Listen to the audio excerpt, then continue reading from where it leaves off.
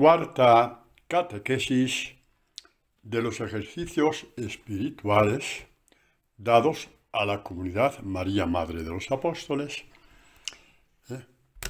y por medio de ellos, pues a todas las personas a las que vaya a llegar, tanto de España como de América, etc. Son mucha gente que nos va siguiendo en países de habla hispana, por gracia de Dios, por supuesto. Bueno, la cuarta catequesis, el título es, el tema de los ejercicios, ya lo sabéis, vosotros sois la luz del mundo.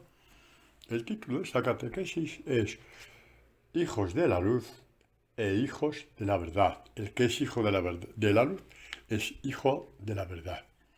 Y partimos con un texto del libro de la sabiduría, el capítulo primero, el versículo del 1 al 5, que el autor, inspirado por Dios, escribe lo siguiente: Amad la justicia los que juzgáis la tierra, pensad rectamente del Señor, y con sencillez de corazón buscadle, porque se deja hallar de los que no le tientan, se manifiesta a los que no desconfían de él, pues los pensamientos tortuosos apartan de Dios, y el poder de Dios, puesto a prueba, rechaza a los insensatos. En efecto, en alma fraudulenta no entra la sabiduría, no habita en cuerpo sometido al pecado. Partimos pues de este texto. Es impresionante, ¿no?, cómo introduce el libro de la sabiduría con esa frase fortísima, estas palabras fortísimas. Amad la justicia los que juzgáis la tierra. Amad la justicia. ¿En qué sentido está la palabra justicia? Es muy amplio en la Escritura, eso ya me lo habéis oído otras veces. Es vivir ajustado a Dios, en este contexto del libro de la sabiduría. El que tiene la sabiduría de Dios vive ajustado a Dios. Y es así como los jueces deben de juzgar, hablando del pueblo de Israel, ajustados a Dios, no a los intereses propios, no a los intereses de los hombres. Vivir ajustados a Dios. Dirán los santos padres de la Iglesia, por ejemplo en San León Magno, que el que tiene hambre de justicia es el que tiene hambre de estar con Dios, el de estar su corazón ajustado a Dios, no a las cosas de este mundo. Su corazón ajustado a la palabra de Dios, no, repito, a las vanidades de este mundo. Amad la justicia, amad, buscad con ansia el saber estar con Dios, vivir con tu corazón ajustado a Dios. Pues partimos entonces de este texto porque nos llama mucho la atención cuando dice: en alma fraudulenta no entra la sabiduría. El fraude, que es todo lo contrario al engaño. Todo lo contrario, el fraude y el engaño, que es todo lo contrario a la verdad. Y hemos titulado esta cuarta catequesis Hijos de la luz e hijos de la verdad. Se complementan. Dice acerca de vivir en fraude, ¿no? Vivir en fraude con Dios. Dice Jesús a los fariseos de todos los tiempos. Y además, el 100% de los discípulos del Señor, antes de entrar en el discipulado, hemos vivido en otro tiempo de fariseísmo. Eso lo tengamos en cuenta. Y después, cuando el discipulado se hace presente, damos un salto cualitativo en nuestra vida. Vivimos de la palabra de Dios, del Evangelio de Dios. Ese Evangelio de Dios que nos ajusta a Dios, nos ajusta a Jesucristo. Desde el Evangelio cobra muchísimo más luz los mismos sacramentos, la confesión, la Eucaristía. Desde ese estar ajustado a Dios, la Eucaristía no es la misma que si no estás ajustado a Dios. Bueno, pues dice San Juan, dice a esta gente, ¿no?, estos fariseos, que oye, si leemos el currículum de los fariseos, la hoja de servicio de los fariseos, a primera vista, lo que hacer un juicio de lo que es la fachada, de lo que se ve, eran mejores que los discípulos de Jesús. en ayunos, en oraciones, en todo. ¿Os acordáis aquella vez que dijeron los fariseos a Jesús, ¿por qué nosotros ayunamos y tus discípulos no ayunan? ¿Eh? ¿De qué sirven todas estas obras si tu corazón no está habitado por la palabra? Esto poco a poco es agua que se te va diluyendo. Y por eso Jesús dice esto a estos hombres buenos, eran buenos entre comillas, pero no dieron el brazo a torcer. Porque cuántas veces las buenas obras no son sino el pedestal donde apoyas tu ego y tu vanidad, porque todo el mundo habla bien de ti. ¿Por qué habla bien de ti?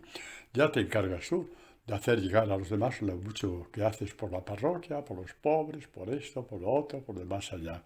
Ya te encargas tú de decirlo. Y detrás de eso está el ego. ¿eh? Bueno, y viene Jesucristo, que tiene que hacer las cosas con simplicidad, con pobreza de espíritu, sin trompetear lo que hacemos por aquí y por allá. Evidentemente, si tú vas a ir a un asilo de ancianos, a lavar los pies a los ancianos, no te vas a disfrazar. No, Dios no te pide eso. Pero hay formas y formas de hacer las cosas. Entendemos, ¿no? Bueno, no te vas a disfrazar para que no te reconozca, a eso me refiero. Pero en la medida de lo posible, lo que hagamos, que la mano derecha no se entere a la izquierda, no sea que tú ya estés pidiendo a gritos tu recompensa por lo bien que haces las cosas. Y es una pena, ¿por qué? ¿No tienes derecho a la recompensa? Bueno, todo depende de ti. ¿Quién quieres que te dé la recompensa? ¿A los hombres o Dios? Porque si buscas la recompensa de los hombres, Dios se aparta, dice, oh, va, ¿es esa la recompensa que quieres? Vale, es evidente que no quieres la mía. Pero si no buscas la de los hombres, Dios es tu recompensa. No es que te dé la recompensa, Él es tu recompensa. Él vivo dentro de ti. Vivo dentro de ti. También cuando te visita la cruz, no es lo mismo vivir la cruz con Dios que sin Dios. No, no es lo mismo. Bueno, pues dice Jesús, en el Evangelio de Juan, un versículo nada más, 8:37, cuando decía, que somos el pueblo elegido, que somos los hijos de Abraham, que hemos recibido las promesas de Abraham, ¿tú quién eres que nos estás diciendo estas cosas? Y Jesús les dice, Juan 8:37, ya sé que sois descendencia de Abraham, pero tratáis de matarme, tratáis de quitarme de en medio. ¿Por qué? Porque mi palabra no prende en vosotros. Denuncia fortísima. No es lo mismo saber la palabra que la palabra prendida en ti. No, no es lo mismo. No es lo mismo saber la palabra memorísticamente, tenerla en la mente, pero que pues no incide en tu forma de actuar, que llevar la palabra cosida dentro de ti, prender, prender, prender.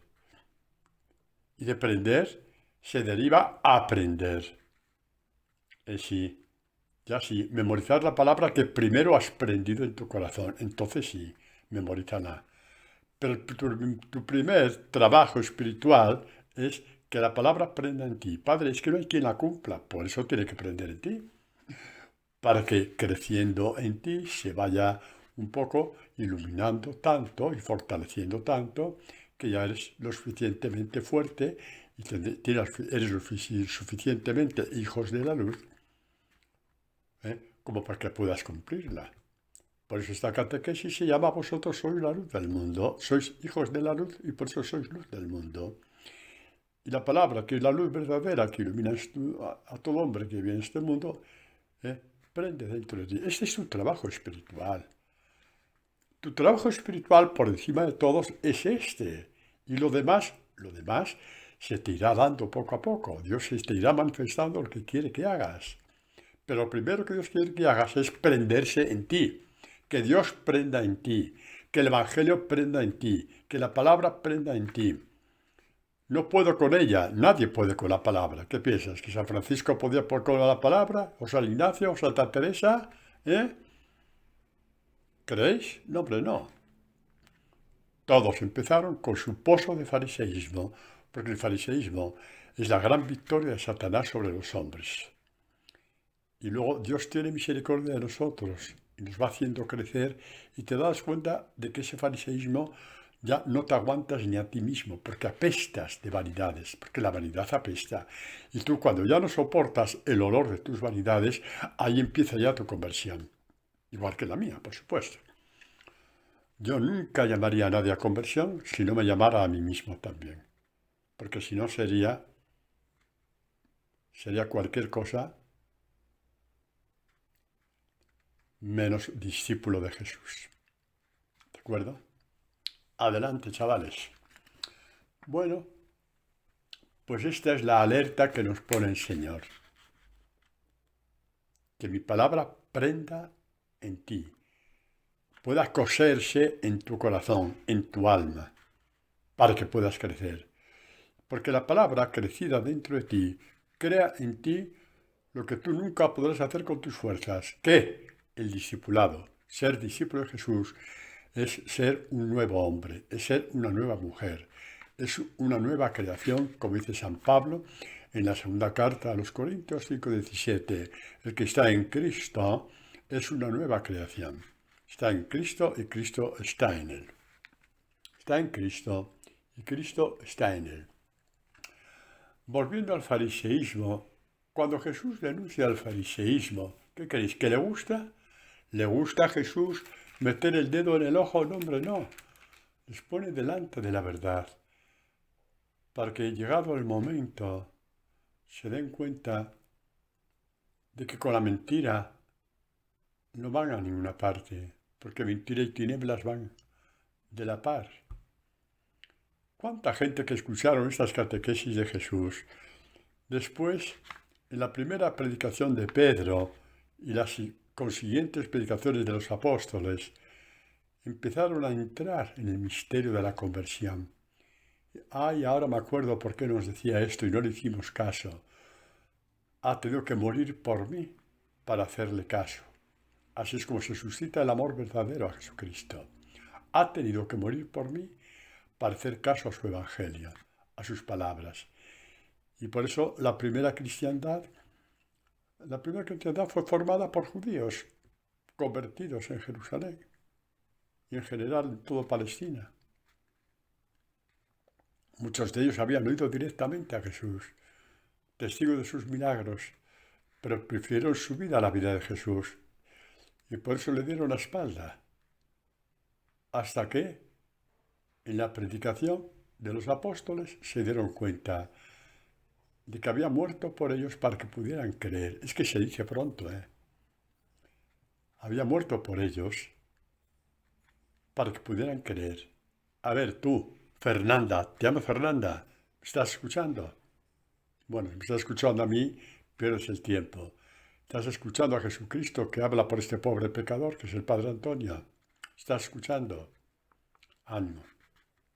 Adelante. Pues que sepas que el discipulado que Jesús está creando en ti es posible porque murió por ti, para poder crear en el mundo el discipulado que crece en la medida que tú crees en el Evangelio y te llenas de su luz. La luz del Evangelio. Bueno, pues Jesús dice a estos fariseos para que todos nosotros lo oigamos. ¿Por qué? Para todos nosotros. Porque, repito, nuestras primeras etapas son de fariseísmo puro y duro. Y ojalá no duren mucho esas etapas, digamos, hasta aquí hemos llegado, Señor. Me vuelvo hacia ti. Moriste por mí para darme el Evangelio de la vida. El Evangelio que son palabras de vida eterna. Se acabó de hacer el payaso. Aquí estoy, Señor, conviérteme. Qué oración más bonita cuando hablamos así a Dios. Bueno, Juan 13, 19, 21, que si no, no termino nunca. Dice Jesús, se lo está haciendo a Nicodemo, doctor de la ley, ¿no? Y en Nicodemo estamos todos. Y el juicio está en que vino la luz al mundo, y los hombres amaron más las tinieblas de la luz. Cuidado que esa palabra es para nosotros, porque sus obras eran malas. Y porque eran malas, hacían cosas tan buenas. La hacían para su propio provecho. Su propio provecho. Pues todo el que obra el mal aborrece la luz y no va a la luz. Por eso se hace de todo menos ir al Evangelio. ¿Os suena, verdad? Y os suena porque a veces hablo así. Se hacen muchas cosas menos ir al Evangelio. No va a la luz para que no sean censuradas sus obras. Tantas mentiras que hay en las aparentemente obras buenas. Pero el que obra la verdad va a la luz, para que quede manifiesto que sus obras están hechas según Dios. Claro que sí, nacen del Evangelio y se harán en la humildad, en la sencillez, en el amor, no porque hay que hacerlas porque no me toca otra, desde el amor de Dios. Y ese amor la gente lo percibe, ¿eh? Vamos a hablar de un hombre a quien Jesús le dijo, este es un hombre que ama la verdad. Qué alegría tuvo que sentir Jesucristo cuando dijo, este es un hombre que ama la verdad. Qué alegría cuando Jesucristo puede decir de ti, sí, Pepe, ahora sí, veo que estás queriendo ser mi discípulo. Llegó la hora, nunca es tarde si la dicha es buena. ¿Y Pepe quién es? Pepe es todos los que estamos escuchando esta catequesis. Bueno, ¿por qué dijo Jesús de Natanael que este es un hombre que amaba y buscaba la verdad? Vamos a ver cómo fue la llamada de Natanael y lo entenderemos. Ojalá pidamos al Señor. Iba a decir, el Señor nos conceda ser Natanael. No, esa oración no vale. Eres tú el que tienes que decir, Señor, concédeme ser Natanael. No eches el fardo de tus mentiras a Dios. Cuando el Señor me convierta, no, el Señor ya ha muerto por ti, déjate tonterías. El Señor ya ha muerto por ti. Pues entonces, tenemos que pedir al Señor, concédeme ser como Natanael. Y ahora sí, hablamos de Natanael, ¿no? Fue cuando los primeros discípulos que Jesús llamó, ya sabéis, ¿no? Juan, Santiago, Pedro, Andrés. Dice, al día siguiente, es Juan 1:43. Jesús quiso partir para Galilea, se encuentra con Felipe y le dice, sígueme. Felipe era de Bethsaida, de la ciudad de Andrés y Pedro. ¿Qué vería Felipe en Jesús cuando le siguió? ¿Qué escucharía de él? ¿Qué luz interior se encendió en él? ¿Qué de pesos inservibles de su corazón cayeron de una vez para siempre al encontrarse con Jesús?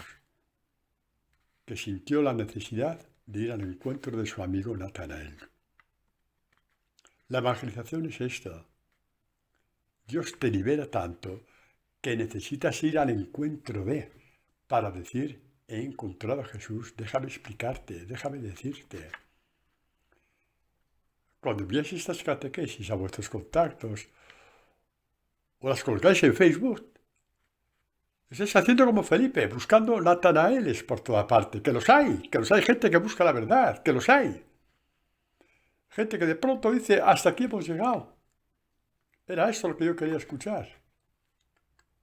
Felipe se encuentra con Natanael y le dice, ese del que escribió Moisés en la ley y también los profetas, lo hemos encontrado, Jesús, el hijo de José, el de Nazaret.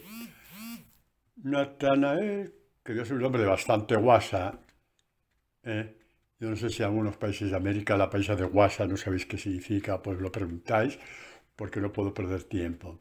Sí, que lo toma todo así, a chiste. Le da por irse de todo. Le dice, ¿de Nazaret puede haber cosa buena? Oh, vaya fama que tenemos de Nazaret. Vaya fama. Y dicen los historiadores que tenía fama un poco así de ser un pobre de poco recomendable. Dice el historiador, por la razón que sea. Bueno, eso no nos interesa. De Nazaret puede haber cosa buena.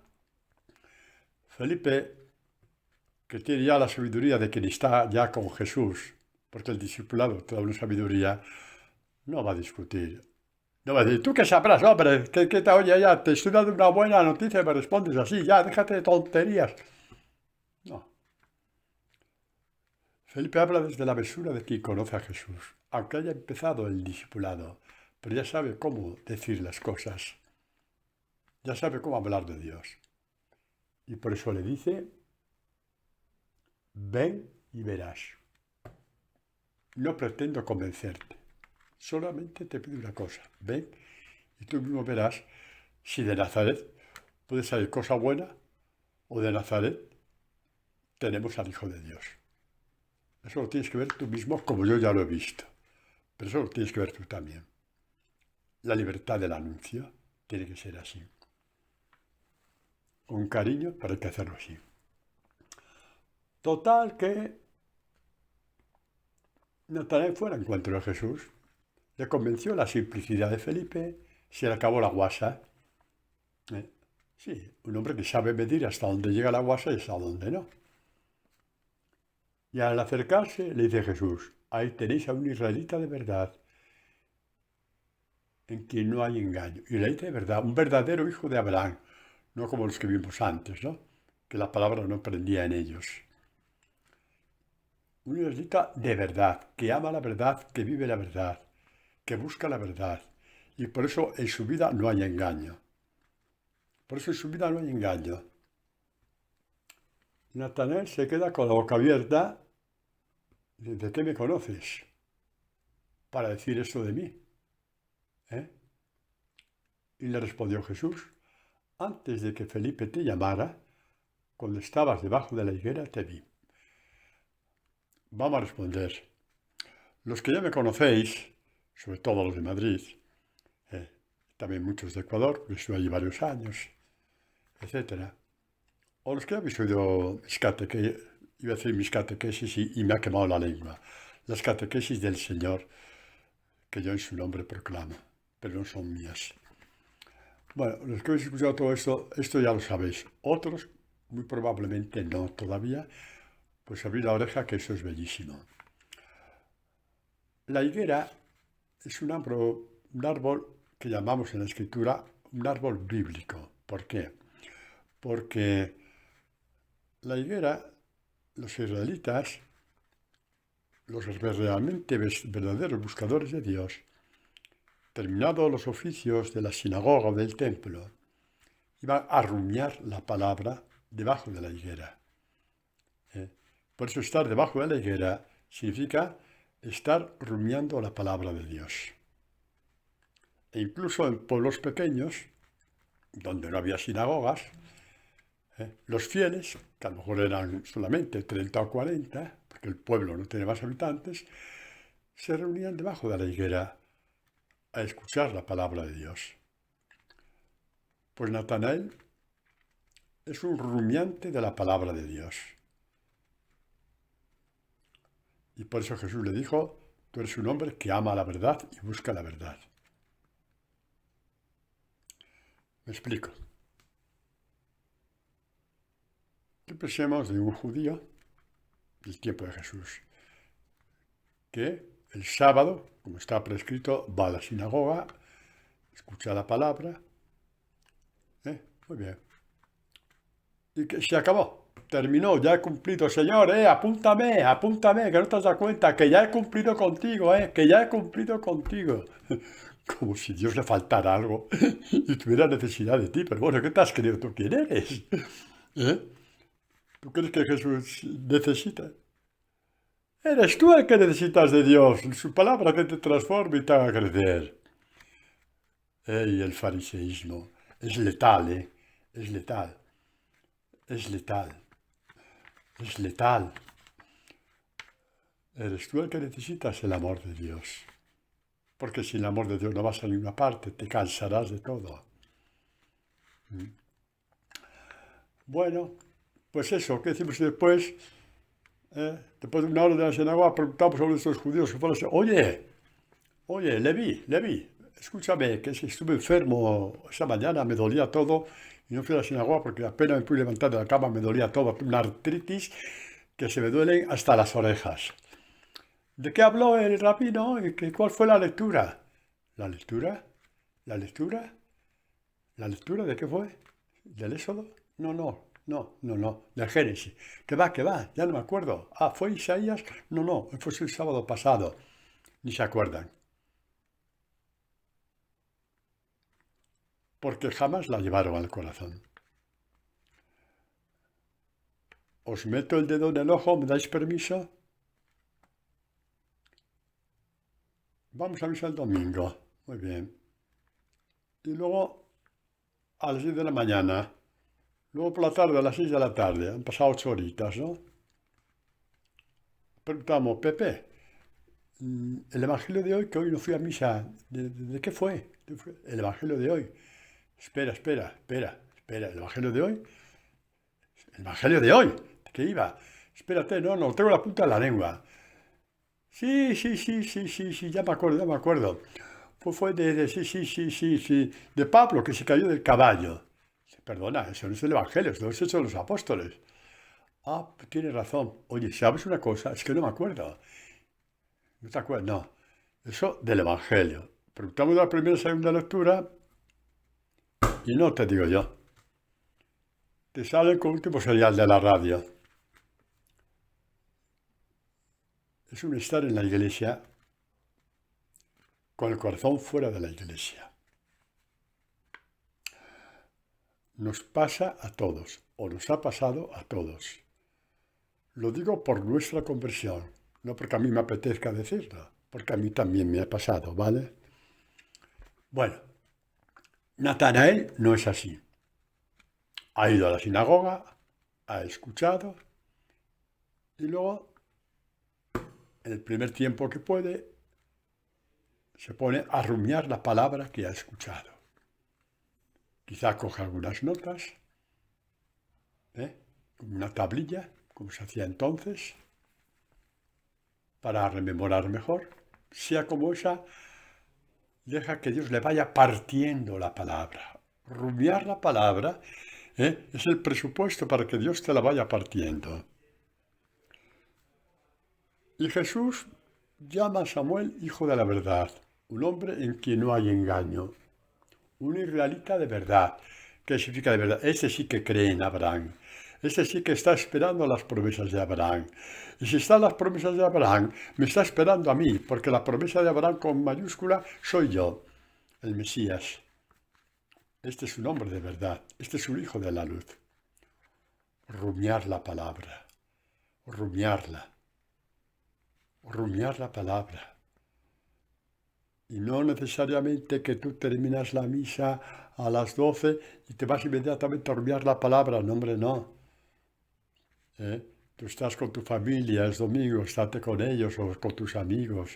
Y luego ya, después de comer, cógete tu tiempo a solas a rumiar esta palabra que el Señor te ha regalado y que por esa palabra Dios murió, para que esa palabra tuviera el poder de crear dentro de ti el discipulado. He aquí un hombre que busca de verdad. No se limita a cumplir. Coge la palabra como si fuera un tesoro y la va rumiando y deja que se vaya abriendo. Y esa palabra es como un árbol, empieza a tener ramas. Y esa palabra que era el Evangelio de Marcos, se abre una rama que te lleva al Génesis, tal texto del Génesis, o a tal profeta, o a los Hechos de los Apóstoles, o a otra parte del Evangelio. Y ese es tu alimento como discípulo. Las ramas que crecen en cada palabra que escuchas. Y a estos Jesús les llama hijos de la verdad. Mientras que a nosotros les dijo, mi palabra no prende en vosotros. Cumplís y os sacudís las manos tranquilamente, como el que hace un favor a Dios. Es que hace falta narices, que tú creas que cuando vas a misa haces un favor a Dios. Que cuando rezas haces un favor a Dios. Pero ¿quién te fabricó esa cabeza? ¿La compraste en una tienda de retales? ¿De dónde te viene esa cabeza que tienes? ¿La compraste en una tienda de retales? ¿De esos que dan 4 por 1? Cuando rezas estás haciendo un favor a ti mismo, no a Dios. Cuando vas a misa también. No hay oración más bella que rumiar la palabra. Te van abriendo ramas de una parte a otra. Y eso crea tu discipulado, te va cambiando el corazón. Te hace hijo de la luz. Te hace hijo de la verdad. ¿Eh? Te hace hijo de la verdad. Lo contrario de eso, os lo dije antes, ¿no? Basta de presumir que sois hijos de Abraham, porque mi palabra no prende en vosotros, pero como os molesta que yo la predique, queréis quitarme de en medio. Y entre todos, porque estamos todos, nos quitamos a Jesús de en medio. Y cuando nos quitamos de en medio, de acuerdo, clavadme en la cruz y os dejo mi evangelio, porque mi evangelio soy yo.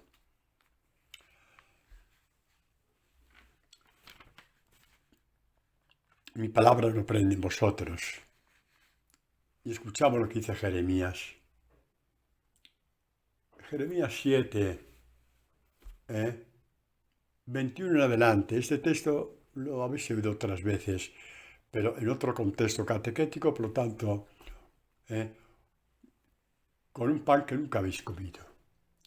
Así dice Yahvé Sebaot, el Dios de Israel, dice Jeremías a este pueblo. Añadid vuestros holocaustos y vuestros sacrificios. ¡Hala! Todo lo que queráis, holocaustos, sacrificios, menos guardar la palabra, todo eso. Para encima, creéis que os justificáis delante de Dios y tranquilizáis la conciencia. ¡Hala! Que cuando yo saqué a vuestros padres del país de Egipto, no les hablé ni les mandé nada tocante a holocausto y sacrificio. Lo que les mandé fue esto otro. Escuchad mi voz, escuchad mi voz, escuchad mi voz. Y yo seré vuestro Dios. Escuchad y yo seré mi voz, y yo seré vuestro Dios. Y vosotros seréis mi pueblo, y seguiréis todo camino que yo os mandare, para que os vaya bien, no para darme gusto a mí, jolines, que no necesito nada de ti, para que os vaya bien, para que seáis mis hijos, para que alcancéis la vida eterna. Mas ellos no escucharon, son más inteligentes que Dios, ¿verdad? También hoy pasa eso, vaya que se pasa. Mas ellos no escucharon. Padre, qué mal está la iglesia. No digo esto para que digáis esto. Digo esto para que todos nos arremanguemos y evangelicemos. Basta ya de criticar lo que hemos sido nosotros en otros tiempos y quizás todavía lo seamos. No predico para esto. No. Predico para que si Dios ha tenido misericordia de nosotros y haya hecho que nos hayamos enamorado de su palabra. ¿Y qué es esto lo que hace falta? Nos arremanguemos y anunciemos la palabra, de mil maneras. Dios te dirá cómo. Pero libra tus labios del juicio, porque con eso no vas a ninguna parte. Y no estás haciendo lo que Dios quiere. Mas ellos no escucharon ni prestaron oído, sino que procedieron en sus consejos según la pertinacia del mal corazón y se pusieron de espaldas que no de cara, escuchar de espaldas. Y por eso, porque se escucha de espaldas, después de la misa, 10 horas más tarde, y preguntamos, Pepe, ¿de qué iba la primera lectura? Ah, pues no lo sé. ¿Y la segunda? ¿Hay una segunda lectura? Pues no me he enterado todavía. Como es todo de corrido, ni me he enterado. Y el Evangelio, sí. Sé que era de un milagro, ¿eh? Sí, qué bonito. Joder, Jesús, qué bueno era. Este Jesús es único. Me cachi la mar, cogió a un tío y le curó los ojos, sí. ¿Y qué más? Que le curó. ¿Y qué más? ¿No fuiste capaz de ver que el ciego eras tú y que quería abrirte los ojos a ti también? Y te pone cara de lelo. Pero el Evangelio es para eso. No, ¿para qué va a ser entonces? Hay que dar un cambio total a nuestro corazón para vivir de cara a Dios, escuchando su palabra y, repito, rumiándola, para que florezca dentro de ti.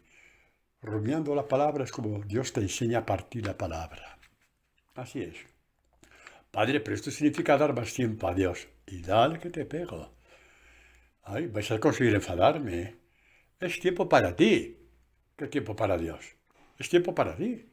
Porque la palabra te construye, te crea, te libra de mil problemas, te quita bobadas del corazón y bobadas de la cabeza. Te enseña a rezar, como Él quiere que reces, con oraciones suyas. La belleza infinita de los salmos, por ejemplo. Tantos textos, uno tras de otro, que te llegan al alma. Y encima eres tú el que das a Dios. Tienes que cambiar esa cabecita, Tienes que cambiar esa cabecita.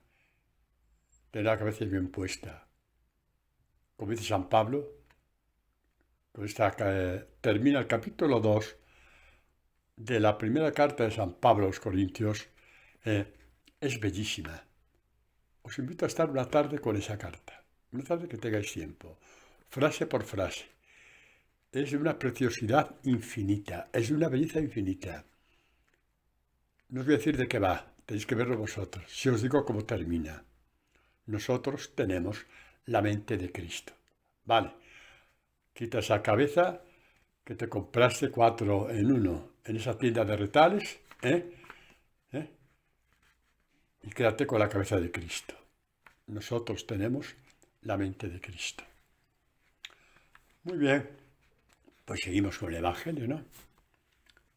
Seguimos. Hemos pasado a Natanael, un hombre de verdad, un hijo de la verdad. ¿Por qué? Porque buscaba a Dios más allá de lo que estaba prescrito.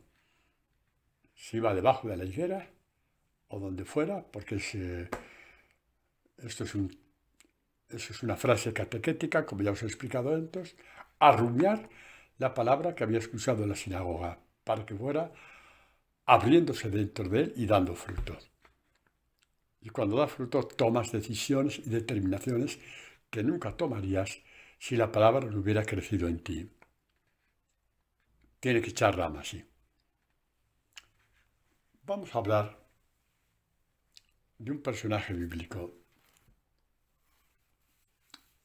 y la verdad. Sí, Pilato, gobernador de Judea. Llevan a Jesús donde Pilato. Pilato sabe que han entregado a Jesús por envidia, que es inocente, y va buscando ahí, moviendo los hilos, a ver si puede salvar a Jesús sin mancharse las manos. ¡Ay! Esto no suena, ¿verdad? Dar testimonio de Jesús sin mancharme las manos, sin manchar mi nombre. Pilato, que había luchado toda su vida por llegar donde llegó, gobernador de Judea, y después, ¿qué paso daría después? Vete tú a saber. Vete tú a saber qué paso daría después en Roma, en el Senado de Roma. Lo tiene que hacer muy bien, sin ninguna queja. Y le llevan a este hombre, y leemos. Pilato entró al pretorio, llamó a Jesús y le dijo, ¿eres tú el rey de los judíos? Respondió Jesús, ¿dices eso por tu cuenta o es que te lo han dicho otros de mí? Pilato respondió, ¿es que soy yo judío? Tu pueblo y los sumos sacerdotes te han entregado a mí. ¿Qué has hecho? Respondió Jesús, vamos a ver, mi reino no es de este mundo. Si mi reino fuera de este mundo, mi gente habría combatido para que no fuese entregado a los judíos, pero mi reino no es de aquí. Entonces Pilato le dijo, luego, ¿tú eres rey?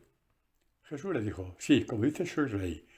Yo para eso he nacido, para eso he venido al mundo, para dar testimonio de la verdad. Todo el que es de la verdad escucha mi voz. No se pone un filtro en el corazón para que la palabra no llegue. No sea que se te quite la buena vida que estás viviendo a costa de cumplir con Dios. Basta ya de decir que cumples con Dios, que todo el mundo te admira.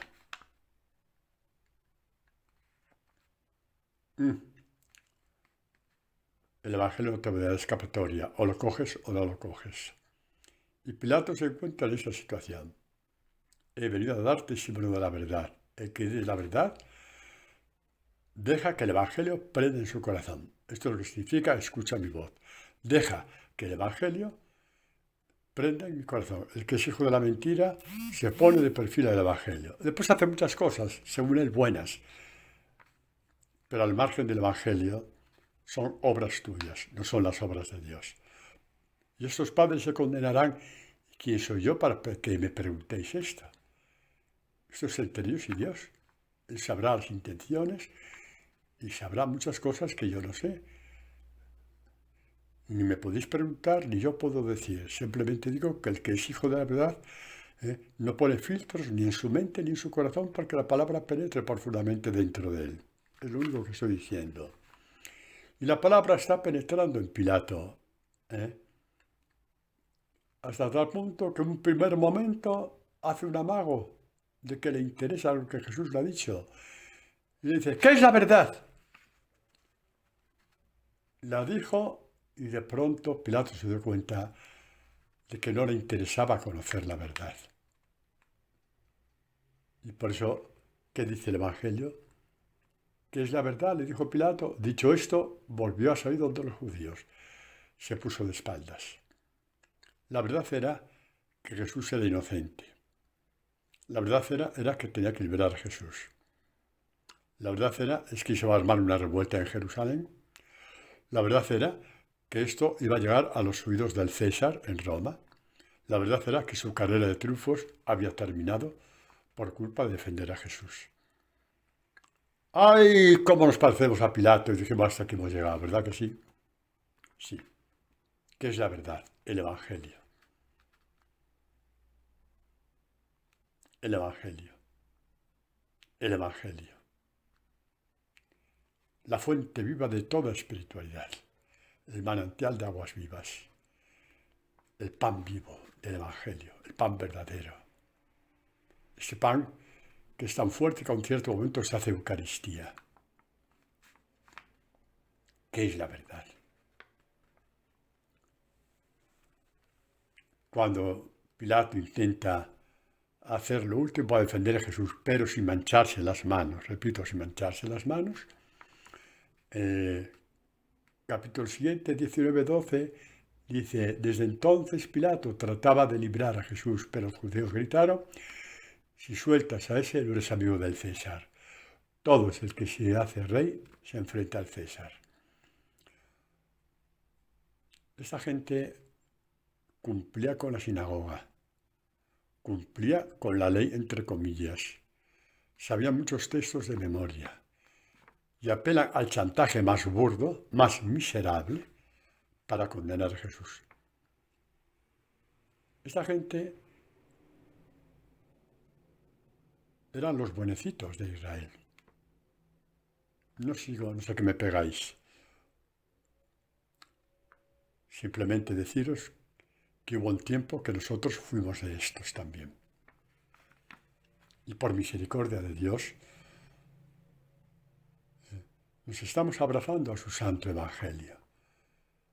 Abrazarse al Evangelio, abrazarse a Jesús es lo mismo, es idénticamente lo mismo, porque Jesús se identifica con el Evangelio.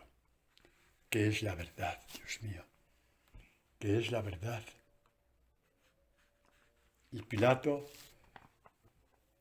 en un instante eterno, se dio cuenta de que la verdad era Él, Jesús, y que tenía que sacrificar su carrera, su puesto, todo lo que había conseguido,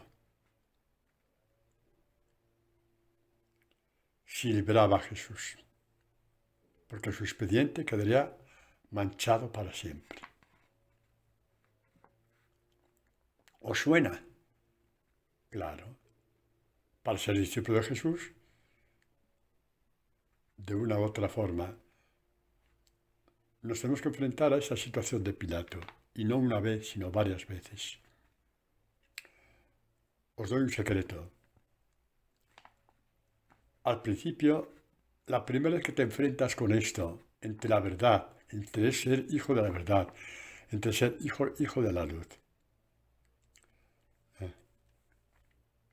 o seguir tus pasos como te dé la gana, diciendo, entre comillas, que amas a Dios porque cumples con Dios en un montón de cosas. La primera vez que te acoges a la verdad del Evangelio, no es fácil porque hay incertidumbres. Y estarás diciendo, estaré metiendo la pata, me estoy volviendo un fanático del Evangelio. Dios no me pide tanto y dale que te pego. Solamente los beatos creen que Dios les pide. ¡Eres tú el que tienes que pedir a Dios! Ha dado la vida por ti. ¿Qué te va a pedir, hombre? ¿Qué te va a pedir? Ha dado la vida por ti para que te vistas de tu Santo Espíritu, para que te revistas del Evangelio. Una vez que das el primer paso y te das cuenta, porque Dios te lo hace ver, que tienes alegrías que nunca tuviste, certezas que nunca tuviste, cercanías con Dios que nunca tuviste. Después tendrás otras situaciones parecidas, pero como una vez ya lo hiciste, es más fácil que des el segundo paso en que te tocará otra vez decidir, igual que Pilato, entre tú y tus vanidades o la verdad de Dios, el ser hijo de la luz. Y así es como vamos creciendo en el discipulado. Ya no te dé más problema. Ay, hijo mío, ni sabes lo mal que le sienta al demonio que des esos pasos. Y por eso te mete en noches oscuras que no mete a nadie. Y te dirá, ¿para qué vas a dar ese paso, hombre? Ya has dado bastante. Y además, quítate a ti que eso es verdad, hombre. ¿Sí? Y tú cuentas tu historia, me pasó un día esto, me pasó un día lo otro. Pero como está el demonio ahí, con todo su arsenal, te quedará estar en silencio hasta que Dios deshaga esas tinieblas. Pero te tocarán noches oscuras. Te digo una cosa en nombre de Jesucristo y en nombre de los grandes testigos de la Santa Madre Iglesia. Cuando tenemos estas noches oscuras, es porque nuestro discipulado ha crecido muchísimo. Y estamos arrebatando mucho terreno al demonio en este mundo. Alégrate, pues. Alégrate. Tus experiencias de Dios siempre serán infinitamente mayores que las noches oscuras que a veces te desestabilizan y como que tiembla tu corazón diciendo, no hay nada después de la muerte. Sí, la noche oscura es esta. Es esta. Es siempre la misma tecla Satanás. Y de pronto se te abre la palabra y tú dices, no hay nada después de la muerte. ¿Y quién me ha abierto la palabra? ¿Mi cara bonita? ¿Mi cara bonita? ¿Que he vivido la mentira tantos años? No, esto me lo ha abierto Dios. Si me lo ha abierto Dios es porque me espera después de la muerte. Son datos que os doy. No tengáis miedo a las noches oscuras.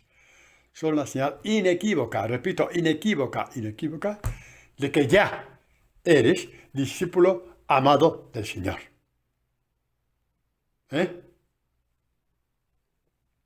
Es la prueba inequívoca de que ya eres discípula amada del Señor Jesús.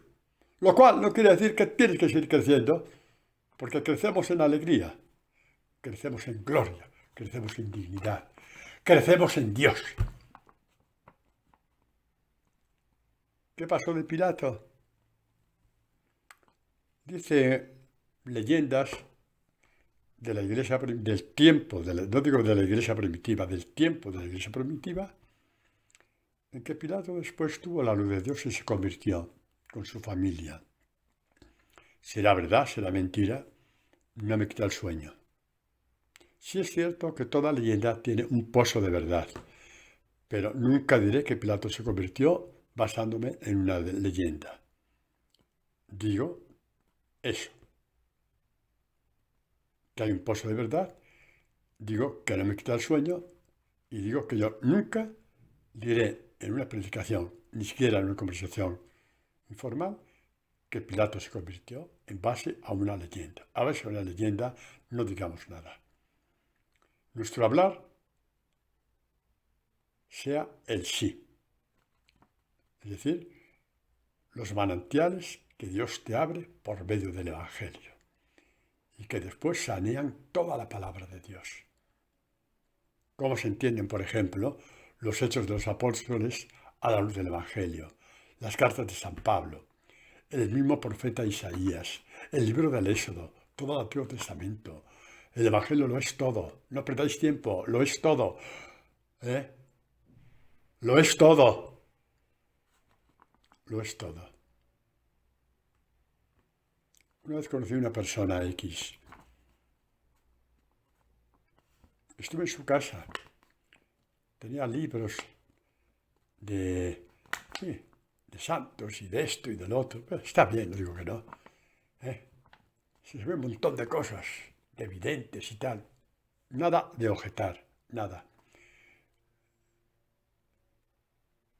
Pero una vez, en una conversación informal, hice una pregunta del Evangelio dentro de la conversación informal y me miró con una cara como si fuera un marciano. Padre, ¿y eso dónde viene? ¿Cómo que dónde viene? En el Evangelio. ¿No lo has leído nunca? No. Por respeto no dije nada. ¿Qué iba a decir? Pero hoy lo digo, para que vayamos a la fuente de todas las fuentes. Y lo dice uno que ha leído 4 biografías de San Francisco. Yo, Antonio Pavía. Que he leído varias veces la autobiografía de Santa Teresa de Lisieux. Yo, padre Antonio Pavía. Por lo tanto, no soy sospechoso de que no me gusten esas cosas. Y he leído otras vidas de santos también.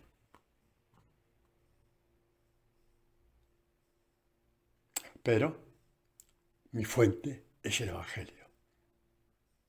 Y desde el Evangelio entiendo lo que escribió Santa Teresa del Niño Jesús. Y la misión que tuvo Francisco en Europa en el siglo XIII, cuando la decadencia era total. Levantaron la cristiandad de Europa entre él y Santo Domingo de Guzmán. Por lo tanto, no soy nada sospechoso de que no me gusten los santos. Nada sospechoso. Y de la Virgen María ya ni os cuento. La belleza infinita que hay en las catequesis de la Virgen María que brotan del Evangelio. Padre, se habla muy poco la Virgen María del Evangelio, sí.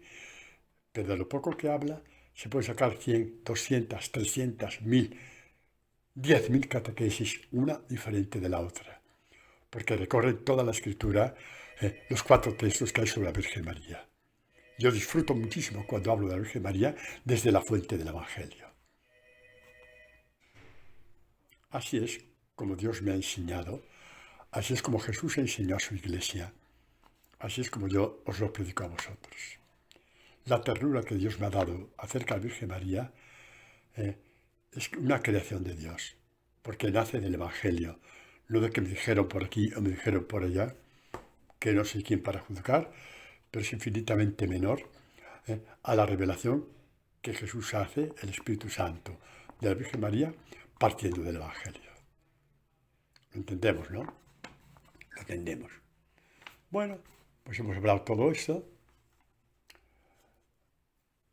El Evangelio prende el corazón. ¿Y qué hace cuando el Evangelio prende el corazón? Los profetas hablan de la idolatría que se enquistan en el corazón. ¿Y sabéis cómo llaman a estas idolatrías que se enquistan en el corazón? Las llaman basuras, las basuras del corazón. Las basuras de las vanidades. ¡Ay! Los bienes de este mundo, no tienes bastante. Y como toque una colecta en la parroquia, porque es el día de no sé quién, del emigrante, tanta gente que va a misa y ve a los inmigrantes como enemigos, por ejemplo. O el día de Cáritas, para no entrar un poquito en cosas turbias, que no tienen por qué ser turbias. Como toque hoy hace una colecta de Cáritas porque me cachi en la madre, ahora mejor y otra colecta, hoy te vamos. El ombligo se te sube hasta la nariz de cómo se te agarrota el estómago. Echa mano a la cartera, lo que faltaba, un billete grande y lo ha visto todo el mundo. No me toca otra que sacar el billete grande. Llama billete grande a los de 10 euros, no a los de 5, a los de 10. Los de 20, no, ni verdad, eso está prohibido. Pero después lo diré en casa, una coleta hice esto, sí, o en el bar. Bueno, dejemos de tonterías, basuras, vanidades, orgullos, lujurias, sí, lujurias, hay que decirlo. Hoy la lujuria, hasta un chaval de 10 años la tiene en el móvil. Y los padres se asustan y se escandalizan. Bueno, no entro en ese tema porque no es porque no sea importante. No quiero salirme de la catequesis. Cuando toque, lo diré. Para decir que las basuras prenden en nuestro corazón. Para que el Evangelio prenda en nuestro corazón, tienes que dejar que el Evangelio, entrando primero, desprenda las basuras, desate las basuras que las tienes ahí. Y entonces el Evangelio prende dentro de ti. Pues dice, y ahí es donde viene el cambio de corazón. Dice el profeta Ezequiel, este texto, esta promesa bellísima. Son promesas que están cumplidas gracias a Jesucristo. Dice, os rociaré con agua pura y quedaréis purificados de todas vuestras impurezas, de todas vuestras basuras. Ya os dije que los profetas llaman basuras a todo eso que tú tienes dentro de ti y lo defiendes con uñas y dientes. Las venganzas, por ejemplo. ¡Ay! Todos son basuras, hombre. De todas vuestras basuras os purificaré y os daré un corazón nuevo. No voy a poner un remiendo en tu corazón porque ese remiendo se vuelve a abrir otra vez. La herida se vuelve a abrir. Un corazón nuevo. Infundiré en vosotros un espíritu nuevo.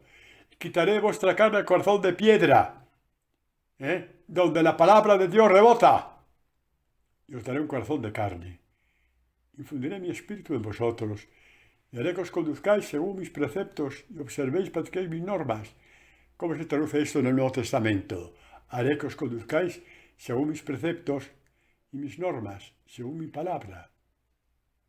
Y haré que atéis a vuestro corazón lo que dice Jesús: yo soy el camino. Dejaos conducir por mi camino, porque yo soy el camino. Yo soy el Evangelio.